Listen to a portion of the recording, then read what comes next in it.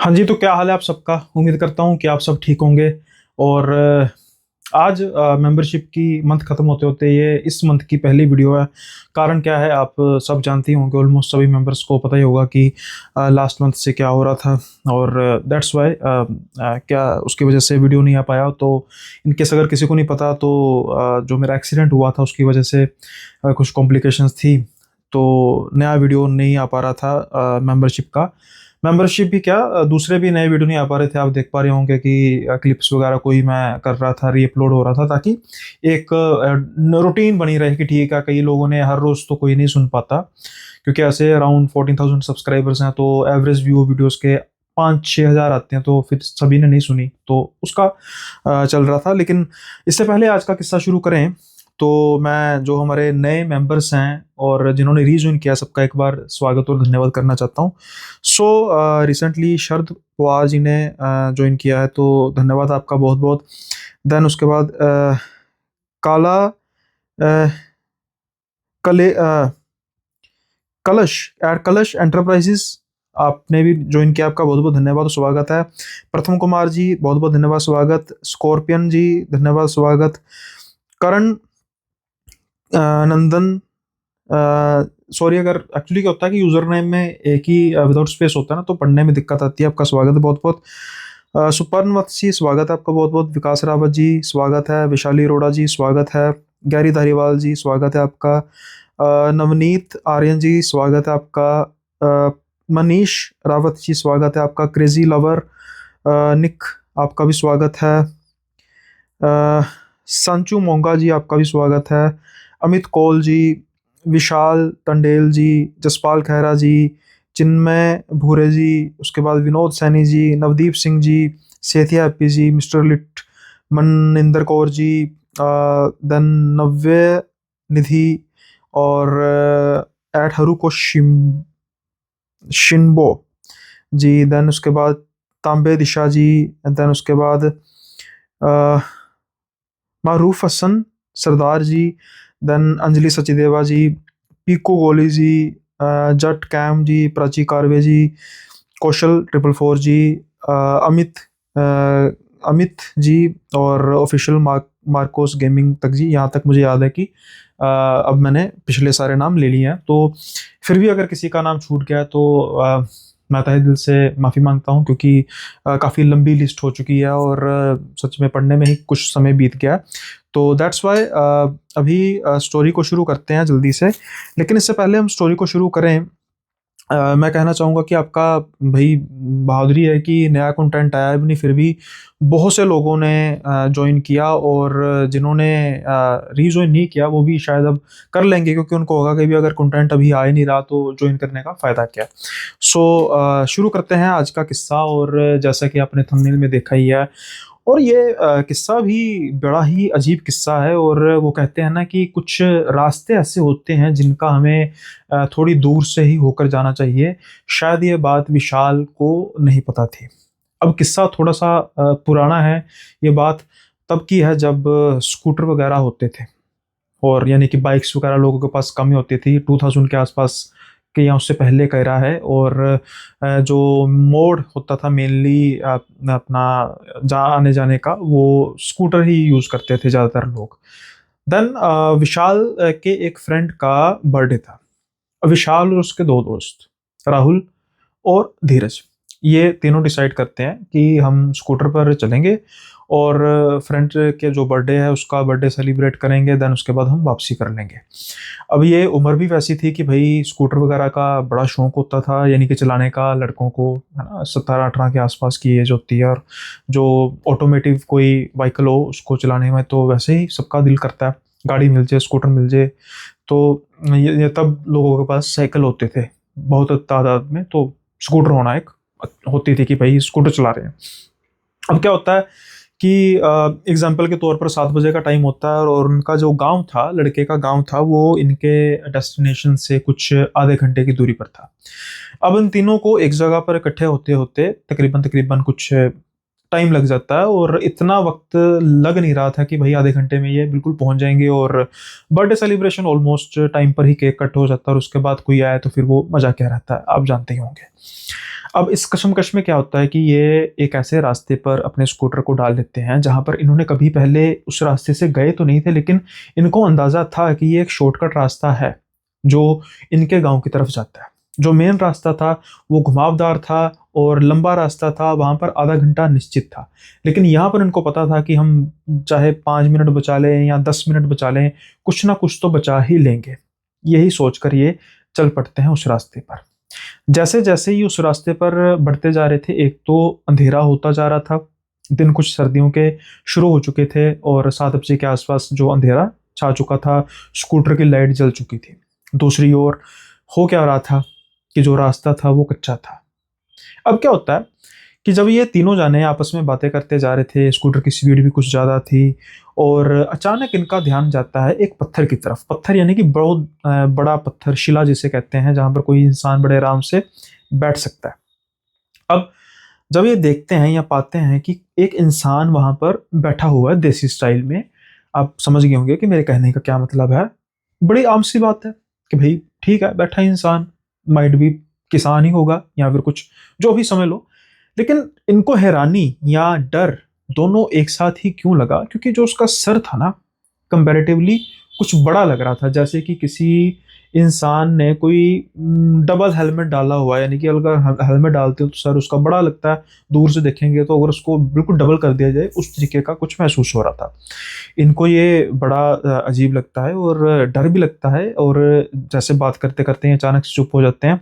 अब उसके पास आकर ना ये स्कूटर की स्पीड को बढ़ा लेते हैं। ये उसको कहने का मतलब इग्नोर ही करना चाहते थे, लेकिन जब उसके पास से निकलते हैं ना तो ध्यान तो इनका जाता है, और बिल्कुल टेढ़ी नज़र से जब ये देखते हैं तो इनका ध्यान जाता है कि वो बिल्कुल ऐसे सर झुकाकर बैठा है, और उसकी बड़ी बड़ी आंखें हैं, नाक भी बहुत बड़ा है। यानी कि मैं एक नॉर्मल सर से दुगने की बात कर रहा हूँ तो दुगने या तिगने की बात कर रहा हूँ तो उतना ही उसका नाक और उतना सर भी दुगना तिगना ही होगा, नेचुरली बात है। और ये डर जाते हैं, इनको ये बात महसूस हो जाती है कि भाई ये जो भी कोई चीज़ है ये मतलब कुछ है नहीं, मतलब इंसानी तो नहीं है। अब ये स्पीड बढ़ा लेते हैं स्कूटर की, वीरान इलाका था। होता क्या है, अब स्पीड बढ़ाते बढ़ाते जब ये सामने देखते हैं, कुछ समय बाद इनको सामने वही यहाँ बिल्कुल वैसा ही कोई चीज़ खड़ी हुई नजर आती है जिसका सर बहुत बड़ा देखने में लग रहा था, और वो सड़क के बिल्कुल बीचों बीच खड़ी थी। अब क्या होता है कि जो रास्ता था वो भी संकरा था, आसपास थी झाड़ियां।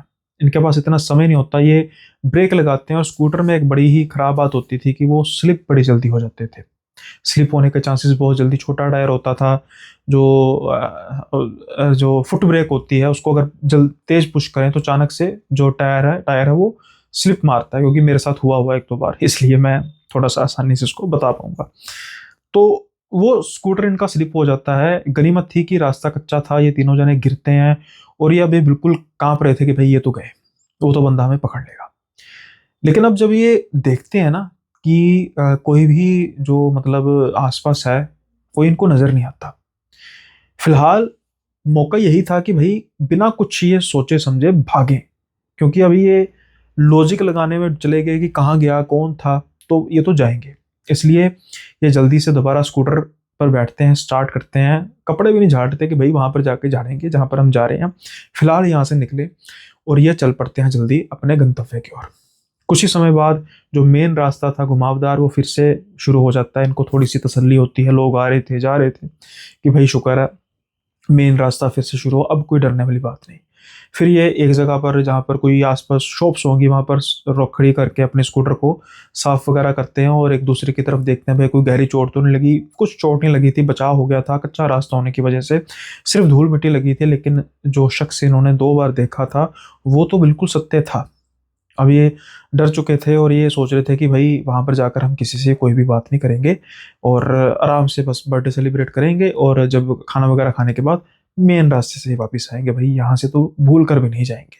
अब ये बात हो जाती है और उसके बाद फिर ये पहुंचते हैं घर। नेचुरली बात है भाई, थोड़ा सा लेट हो चुके थे, लेकिन भाई पंजाब के घर हैं हमारे, नॉर्थ इंडिया के, कभी ऐसा हो सकता है कि समय के बिल्कुल समय पे काम हो? नेचुरली बात है, अभी केक वगैरह कटा नहीं था, चलो इनका दोस्त स्वागत करते हैं, थोड़ी बहुत धूल मिट्टी नजर आ रही थी। अरे पूछता क्या हुआ, कहते ना कुछ नहीं, बस हल्का सा स्कूटर स्लिप हो, अरे लगी तो नहीं, नहीं नहीं कुछ नहीं हुआ, खैर अच्छी बात है।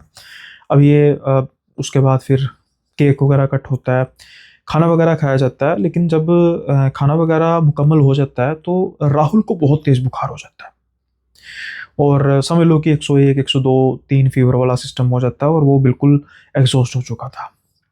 अब जब राहुल आ रहे थे, ये तीनों जाने, राहुल बीच में बैठा हुआ था। अब भाई ये डर जाते हैं, और तब लैंडलाइन फ़ोन होते थे, तो इनके घर में भी लैंडलाइन था, वो जहाँ पर थे उनके घर में भी था। तो फिर लैंडलाइन द्वारा फ़ोन करके ये बता दिया जाता है, तीनों के घरों में थे, उनके घर पे भी, कि भाई ऐसी ऐसी बात है कि राहुल को तो हो गया बुखार, तो हम तो भाई आज फिर यहाँ पे रुकेंगे रुकेंगे, क्योंकि वो तो आना चाह रहे थे, लेकिन उनके माँ बाप, जो उनका दोस्त था, उसके माँ बाप मान नहीं रहे थे। वो कह रहे थे नहीं बेटा ऐसा नहीं, तुमको जाने नहीं देंगे। खैर अब गाँव का घर था, बड़ा घर था, रहने की कोई दिक्कत नहीं थी, तो ये भी सोचते हैं कि भाई, अब डरे भी थे, जो अंदरली बात थी वो तो किसी को इन्होंने बताई भी नहीं थी। अब ये रात के समय में सोने की तैयारी करते हैं, और जो इनका दोस्त था आशीष, वो भी कहता है कि भाई मैं भी तुम्हारे साथ ही सोऊंगा ऊपर। अब बिस्तरे वगैरह बिछा दिए जाते हैं। राहुल को तेज़ बुखार था, तो वो थोड़ा जल्दी सो जाता है, मेडिसिन वगैरह लेकर डॉक्टर को बुला लिया जाता है। तो ये थोड़ी देर बातें करते रहते हैं अपने जो स्कूल या कॉलेज के दिनों की, कि भाई चल रहा भी होता है जो, कि हाँ भाई ऐसा है, और ये राहुल आराम से सो रहा था। कुछ समय बाद अभी ये भी डिसाइड करते हैं कि भाई हम भी थक गए हैं, और अब जो चोटें थी वो भी थोड़ी सी दर्द करने लग पड़ी थी। हालांकि इसके बारे में इन्होंने अपने दोस्त आशीष को बताया नहीं था। कुछ समय बाद सब शांत हो जाता है, गांव का माहौल था, वैसे ही लोग जल्दी सो जाते हैं, ये भी कुछ समय बातें करके सो जाते हैं। अब कुछ समय बीतता है, इनको एक आवाज आती है, जैसे कोई चीज दीवार से टकरा रही थी, ठक ठक ठक। अब क्या होता है कि कुछ समय तक तो ये टॉलरेट करते रहते हैं, राहुल और सॉरी ये विशाल और धीरज, कि भाई आवाज आ रही है। तो उसके बाद ना ये वैसे ही विशाल आवाज करता है आशीष को कि अरे आशीष भाई, ये आवाज कौन सी आ रही है। तो आशीष ना नींद में कहता है अरे यार कुछ नहीं, वो पीछे गांव वगैरह हवेली कहते हैं जहाँ पर जो जानवरों को बांधा जाता है, तो कई बार वो अपने सींग को ना दीवार पर मारती है, कोई बड़ी बात नहीं है, वो कर रही होगी, तुम सो जाओ। ठीक है, ये सोने की कोशिश करते हैं। लेकिन कुछ समय बाद अब विशाल की नींद तो टूट चुकी थी, तो उसको ये महसूस हो रहा है कि वो आवाज़ नीचे से तो नहीं आ रही, बिल्कुल पैरेलल ऐसा लग रहा आ रही है। तो ये जब देखते हैं, आंखें खोलते हैं, और इनका ध्यान जाता है कि एक आदमी या एक लड़का खड़ा हुआ है दीवार के पास, और वो अपना सर जो है वो दीवार से मारे जा रहा है। अब जैसे ही ये देखते हैं, तो ये तो एकदम से चिल्ला उठते हैं। अब इनके चिल्लाते ही इनके दोस्त भी उठते हैं, और देखते हैं कि भाई जो राहुल था वो अपना सर दीवार को मारे जा रहा है। ये तीनों जने डर जाते हैं, और एक जना लाइट जलाता है, क्या कर रहा भाई, क्या कर रहा। और उसमें इतनी गजब की पावर थी, बीमार होने के बावजूद, कि वो बस मारे जा रहा था सर, और बड़ी मुश्किल से उसको पीछे हटाया गया, खून निकल रहा था। और ये डर जाते हैं तीनों दोस्त उसकी हालत को देखकर। देखते देखते उसके जो माता पिता हैं वो भी आ जाते हैं, जॉइंट फैमिली थी, चाचा चाची, उनके बच्चे, इनके भी जो भाई बहन होंगे वो भी आ जाते हैं, और ये सारे का सारा परिवार इकट्ठा हो जाता है। 2 बजे के आसपास का टाइम था, सारे गांव में बिल्कुल अंधेरा छाया हुआ था, सिर्फ इनके घर की बत्तियां जल रही थी। अब माहौल थोड़ा सा टेंस हो चुका था। वो जो राहुल था उसको तो कुछ पता नहीं था, वो जैसे एक ट्रांस में था, उसको बस ये था कि वो बस अ, चाहे उसको चोट लगी है, खून बह रहा है, उसको पट्टियां वगैरह की जा रही हैं, फर्स्ट एड दी जा रही है, लेकिन बस वो ऐसे बैठा हुआ जैसे उसको कुछ पता नहीं। अब जो इनके दादाजी थे ना, वो एक चीज को भांप चुके थे कि कुछ ना कुछ तो गलत है। तो वो ना अपनी पत्नी को, यानी कि आशीष के दादी को कहते हैं कि एक काम करो, वो एक जो गंगा जल है ना वो जरा लेकर आना। अब इनकी दादी क्या पूछती हैं कि इतनी क्या जरूरत पड़ेगी, क्या गंगा जल का, क्या कहते हैं, मैंने कहा ना लेकर आओ।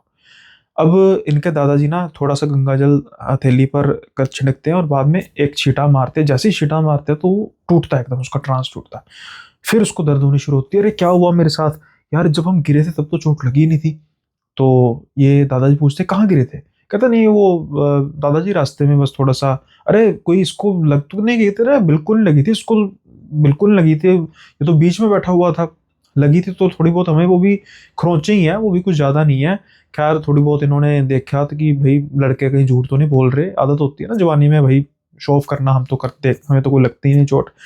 तो यही चीज़ था, लेकिन कुछ ऐसा था नहीं, सीरियस था नहीं। तो दादाजी को हालांकि शक पड़ चुका था। अब क्या होता है कि उसके बाद फिर ये सोते हैं। अब राहुल तो किसी तरीके से दोबारा सो चुका था, लेकिन विशाल और आशीष और धीरज ये तीनों अब इनकी नींद तो फिलहाल के तौर पर उड़ चुकी थी। अब ये इंतजार कर रहे थे सुबह होने का, और सुबह होते ही किसी अच्छे डॉक्टर को दिखाया जाए और ये अपने घर वापस चले। लेकिन अब थके भी थे, मतलब प्रोग्राम हुआ था घर में, कुछ समय बाद इनको फिर नींद आ गई। अब क्या होता है कि तकरीबन कुछ 4 बजे के आसपास का टाइम होता है और कुत्तों के भौंकने की आवाज़ बहुत तेज आने लग पड़ती है। पहले शायद ये भी सोचते होंगे विशाल भी कि नॉर्मल होगी चीज़, भाई हमें क्या लेने देना, या फिर धीरज, क्योंकि ये तो बाहर के थे। लेकिन जो आशीष था वो बड़े गुस्से से उठता है कि इन सालों को क्या हो गया, गाली निकाल कर कि भाई ये तो इतनी आज इन्होंने हद कर दी, कभी भूखे नहीं इतना। अब जैसे ही देखता और ये कहता अरे भाई दोनों उठो जल्दी, तो ये पूछते हैं क्या हुआ, वो कहते हैं कहाँ गया राहुल, कहाँ गया?"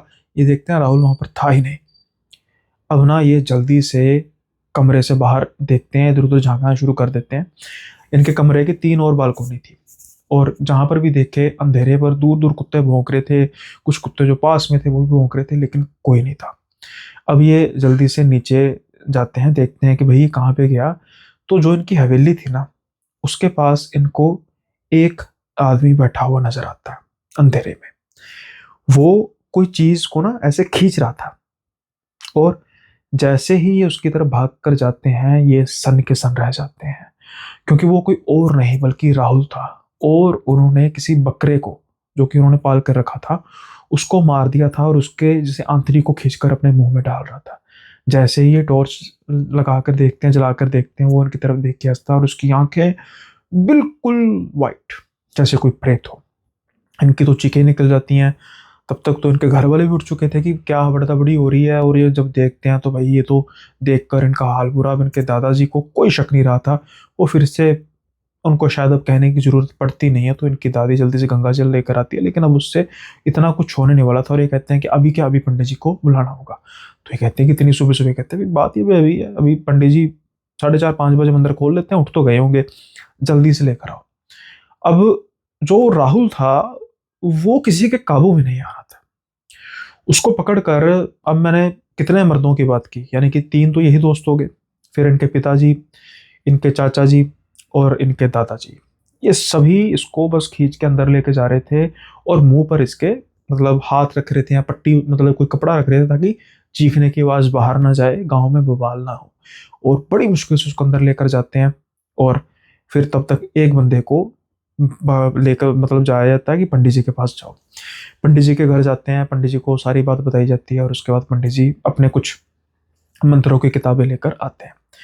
वो जैसे ही पंडित जी अपने मंत्रों की किताबें लेकर आते हैं, वो कहते हैं भी देखो काम मेरे वाला नहीं है, मेरे गुरु जी हैं वो करेंगे, लेकिन फिलहाल के लिए मैं इसको शांत कर देता हूँ। जो समय की जरूरत उस समय थी कि भाई फिलहाल के लिए तो शांत करो। तो पंडित जी कुछ मंत्र वगैरह पढ़ते हैं और वो शांत हो जाता है। फिर उसको बांधा जाता है, पंडित जी कहते हैं इसको बांधो भाई, मुंह पट्टी पुट्टी सारा जैसे किसी को बंदी बनाया जाता है वैसे बनाओ। बना दिया जाता है, बांध दिया जाता है, और उसके बाद अब सुबह होने को इंतजार होता है। तब तक तो बिल्कुल राहुल जैसे किसी वहशी दरिंदे को बांध कर रखा जाता है वैसा हाल था। अब फिर सुबह पंडित जी प्रायोरिटी पर गुरुजी को लेकर आते हैं, जो उनके गुरुजी थे, जो बुजुर्ग थे काफ़ी। और गुरुजी जब देखते हैं कुछ समय तक वो मतलब करते हैं, फिर जैसे एग्जॉर्सिज्म होता है, हाँ बोल तो क्या है, तो चले जा वापस, इसकी गलती को माफ़ कर दे। कमरे में बस वही 2 जाने थे। कुछ समय बाद जो राहुल है वो शांत हो जाता है। अब वो एक तरह से बेहोश था, और उसके पेरेंट्स को भी बता दिया गया था, और उनको कहा था गाड़ी लेकर आना। अमीर थे, मतलब ठीक थे फैमिली, तो अब तब तक वो गाड़ी लेकर आ चुके थे। और पंडित जी गुरु जी सारे उपाय बताते हैं कि इसको मीट से, इस इन चीज़ों से दूर रखना है। और बिल्कुल भी जैसे फिलहाल के तौर पर इसको घर से बाहर मत जाने दो, इतने दिन का उपाय है, उसके बाद फिर आना पंडित जी ही कर देंगे थोड़ा बहुत, और अभी ध्यान रखना है। फिर उसके बाद चलो उनके पेरेंट्स को तसल्ली दी जाती है कि मतलब बहुत बुरा समय था, शायद वो बकरे को अगर ना खाता तो ये अपने को खा जाता। एक जानवर मिल गया तो उसकी वजह से इसका बचाव हो गया। लेकिन अब इसके पीछे जो किस्सा था वो क्या निकला कि जिस रास्ते से ये गए थे ना, दरअसल वो रास्ता कुछ इस तरीके का था कि वहां पर आज़ादी के समय में, ये क्योंकि रास्ता बॉर्डर के पास पड़ता है, पंजाब अपने की साइड पे, हमारे इलाके का हो सकता हो, तो वो बॉर्डर के बड़े पास के गांव पड़ते हैं। और जब ये 1947 की कत्लो गारत हुई थी, तो तब फिर गुरुजी ने सारा जब ध्यान लगाया तो इन जो लोग थे, एक नहीं था, 2-3 प्रेत थे जो इस पर हावी हुए थे।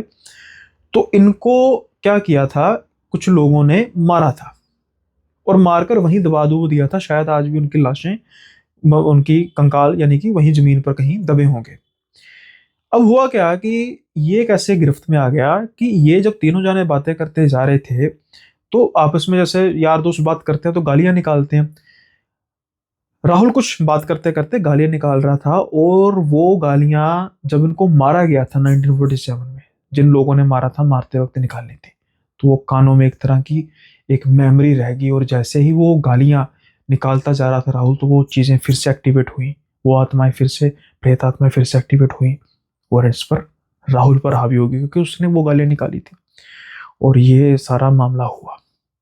फिर शायद इन्होंने तौबा कर ली होगी कि भाई गालियां तो बिल्कुल नहीं निकालनी, और खास तौर पर घर के बाहर, और घर में तो वैसे भी कोई नहीं निकालता। तो ये था किस्सा इन 3 दोस्तों का, एक जन्मदिन का और एक ऐसा पुराना दर्द, पुरानी यादें, पुराना खौफ, जो फिर देखो कहाँ जाकर दोबारा उसका उदय हुआ, कितने घातक रूप में। ठीक है, बकरे की जान गई तो कहते हैं कि बकरा ही हलाल होता है, लेकिन अगर बकरा या कोई जानवर ना होता और ये बात राहुल पर खुद या इन 3 दोस्तों में से किसी पर आ जाती, इन पर अटैक कर देता, तो क्या होना था। आप इस चीज़ का अंदाज़ा लगा सकते हैं। उम्मीद करता हूँ कि ये किस्सा आपको काफ़ी दिलचस्प, खौफनाक, भयावह लगा होगा। ऐसा है तो यहाँ पर भी लाइक शेयर सब्सक्राइब करना रखा हुआ है। अगर आप सीधा मेंबरशिप की वीडियो के थंबनेल देख कर आए हैं कि भाई सब्सक्राइब तो चैनल किया नहीं, लेकिन देखते हैं क्या चीज़ है ज्वाइन करके, तो प्लीज़ आप इसको जल्दी से सब्सक्राइब कर दीजिए। लाइक करना मत भूलिएगा इस वीडियो को भी, और जल्दी मिलेंगे अगली नई मेंबरशिप वीडियो में। तब तक के लिए बाय बाय, अपना ख्याल रखिएगा।